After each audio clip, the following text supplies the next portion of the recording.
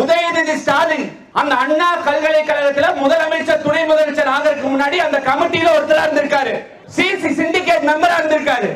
CCTV இல்லன்னு உனக்கு தெரியாதா? இன்னைக்கு நான் கேட்கிறேன், உதயநிதி ஸ்டாலின் இத்தனை ஆடியோ லான்ச் ஃபங்க்ஷனுக்கு போய் பேசுறியே, துணை முதல்வராக உனக்கு துப்பு இருக்கா? ஒரு பெண் உங்க வீட்டு பெண்ணாண்ட அப்படி வாய் மூடிட்டு இருப்பியா? சொல்லியா? ஸ்டாலின் தூத்துக்குடியில போய் டீ குடிச்சுட்டு இருக்கீங்க. உங்க வீட்டு பெண்ணுக்கு இந்த மாதிரி ஏதோ ஒன்று நடந்துச்சுன்னா இப்படித்தான் தூத்துக்குடியில போய் டீ குடிச்சிட்டு இருப்பீங்களா? அப்ப இரும்பு கரம் கொண்டு அடக்குவோம், நாங்கள் ஆட்சிக்கு வந்தால் இது செய்வோம் அது செய்வோம். வெட்கக்கேடு, வெட்கக்கேடு. தமிழகத்துல ஒரு மாணவிக்கு இப்படி நடந்திருக்கு, படிக்க போற மாணவிக்கு இப்படி நடந்திருக்கு.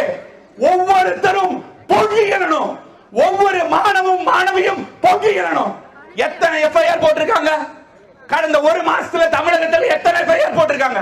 இந்த எஃப்ஐஆர் மட்டும் எப்படி வெளியே வந்தது? இதுக்கு பதில் சொல்ல முடியுமா? எப்படி வெளியே வந்தது? வெளியே வந்து இன்னைக்கு எந்த ஒரு பெண்ணும் வெளியே போய் சொல்ல முடியாதுங்கிற அவலநிலையை உருவாக்கி இருக்கிறாங்க. எனவே ஒன்னே ஒண்ணு மட்டும் சொல்லிக்கிறோம், இன்னைக்கு ஸ்டாலினும் உதயநிதி ஸ்டாலினும் இதற்கு வாயை திறக்க வேண்டும். தமிழகத்தில் இருக்கும் பெண்கள் அனைவரும் அவமானப்படுத்துவது போல் உதயநிதி ஸ்டாலினும் இது வாயை திறக்காமல் இருக்கிறது வன்மையாக கண்டிக்கிறோம் என கூறி, கண்டிப்பாக யார் அந்த சார் யார் அந்த சார் யார் அந்த சார் யார் அந்த சார் யார் அந்த சார் என்ற கேள்வி தொடர்ந்து மாணவர்கள் நாங்கள் கேட்பது என்று வாய்ப்புக்கு நன்றி கூறி விடைபெறுகிறேன். நன்றி, வணக்கம்.